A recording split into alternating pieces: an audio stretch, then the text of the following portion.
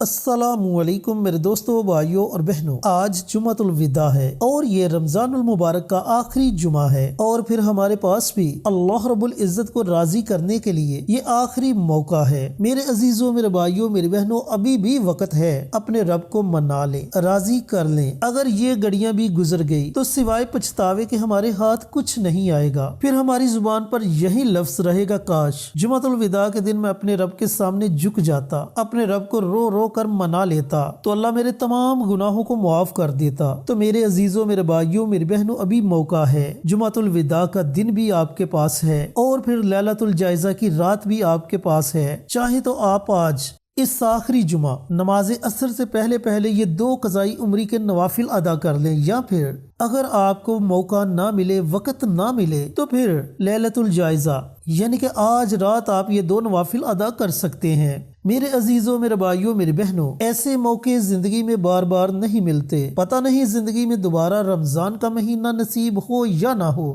لیکن اللہ تعالیٰ نے جو موقع دیا ہے، خدا را اس موقع سے فائدہ اٹھا لے۔ چینل پر نئے آنے والے تمام دوستوں سے گزارش ہے کہ چینل کو سبسکرائب کر کے ساتھ گھنٹی کے بٹن کو دبا کر آل نوٹیفیکیشن پر کلک کر دے، تاکہ میری ہر نئی آنے والی ویڈیوز کی اپڈیٹ آپ تک بروقت پہنچتی رہے۔ جزاک اللہ۔ آپ نے یہ قضا عمری کے نوافل کیسے ادا کرنے ہیں، ان کی ترتیب کیا ہے، ان کی نیت کیا ہے، اور ان کے درمیان آپ نے کیا پڑھنا ہے، اور پھر اس کے ساتھ ساتھ آپ کو یہ بھی بتاتا چلوں کہ کیا قضائے عمری سے اللہ رب العزت ہماری پچھلی تمام نمازوں کو معاف کر دے گا۔ میرے عزیزوں، میرے بھائیوں، میری بہنوں، یہ بات تو واضح ہے کہ نماز ایک فرض عمل ہے جس کی کوئی معافی نہیں۔ ہاں، اگر آپ ہر نماز کے ساتھ ایک نماز کو قضا کر کے پڑھتے ہو تو قضا نمازوں کی بھرپائی ہو سکتی ہے۔ تو دوستوں، بھائیوں اور بہنوں، اس کا بہترین طریقہ یہ ہے کہ آپ نے فجر کی نماز ادا کی تو اس کے ساتھ فجر کی ایک قضا نماز پڑھ لیں، ظہر کی نماز ادا کی تو اس کے ساتھ ظہر کی ایک قضا نماز پڑھ لیں۔ اس طریقہ کار سے آپ اپنی قضا نمازوں کی بھرپائی کر سکتے ہیں۔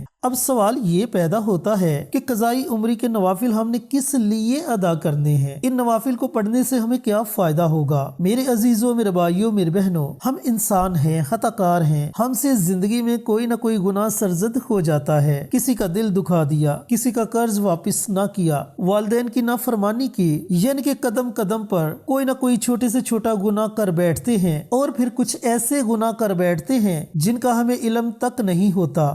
تو ان نوافل کے پڑھنے سے فائدہ یہ ہوگا کہ اللہ تعالیٰ ان تمام گناہوں کو معاف کر دے گا جو ہمیں یاد ہیں اور جن گناہوں کو ہم بھول چکے ہیں۔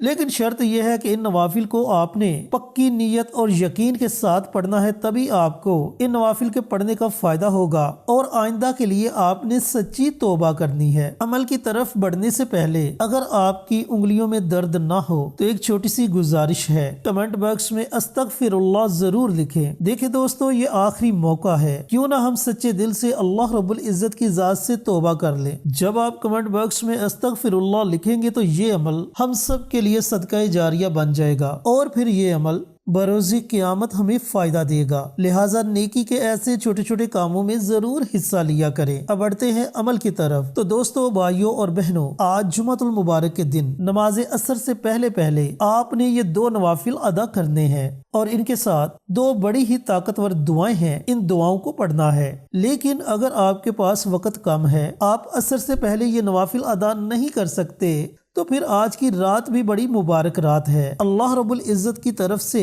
انعامات کی رات ہے۔ اس رات کو لیلۃ الجائزہ کہتے ہیں۔ آپ یہ نوافل اس رات کو بھی ادا کر سکتے ہیں۔ اب یہ نوافل اگر آپ چاہیں تو مسجد میں پڑھ سکتے ہیں، اور اگر آپ چاہیں تو اپنے گھر میں ادا کر سکتے ہیں۔ پڑھنے کا طریقہ کار یہ ہے کہ آپ 2 نوافل کے لیے تیار ہو جائیں، اور یہ نوافل آپ نے قضائے عمری کی نیت سے ادا کرنے ہیں۔ نیت دل میں کریں یا زبان سے کریں، آپ کی نیت ہو جائے گی، کیونکہ نیت ارادے کا نام ہے۔ تو جب آپ نیت کر لیں، نیت کرنے کے بعد تکبیر تحریمہ اللہ اکبر کہتے ہوئے اپنے ہاتھوں کو باندھ لیں، ثنا پڑھیں، ثنا کے بعد سورہ فاتحہ پڑھیں، سورہ فاتحہ کے بعد آپ نے صرف 9 مرتبہ سورہ اخلاص پڑھنی ہے، رکوع کریں، 2 سجدے کریں اور دوسری رکعت کے لیے کھڑے ہو جائیں، سورہ فاتحہ پڑھیں، سورہ فاتحہ کے بعد صرف 7 مرتبہ سورہ اخلاص پڑھیں، رکوع کریں، 2 سجدے کریں، اتحیات کی صورت میں بیٹھ جائیں۔ जाएं। सलाम फेरे, सलाम फेरने के बाद उसी जगह बैठे बैठे आपने 101 मरतबा अस्तगफार की दुआ पढ़नी है। अस्तगफार की बहुत सी दुआएं हैं, जो दुआ आपको आती है आप उस दुआ को पढ़ सकते हैं। और अगर आपको अस्तगफार की कोई भी दुआ नहीं आती तो आप सिर्फ इतना पढ़ लें, अस्तगफिरुल्लाह अस्तगफिरुल्लाह अस्तगफिरुल्लाह 101 मरतबा। इसके बाद अल्लाहुम्मा अजिरनी मिनन नार, ये भी एक बड़ी प्यारी और मुबारक दुआ है। इस दुआ को आपने 41 मरतबा पढ़ना है, 41 टाइम्स अल्लाहुम्मा अजिरनी मिनन नार। इस दुआ को पढ़ें। उसके बाद अल्लाह ताला की बारगाह में अपने हाथों को उठाकर दुआ मांगे,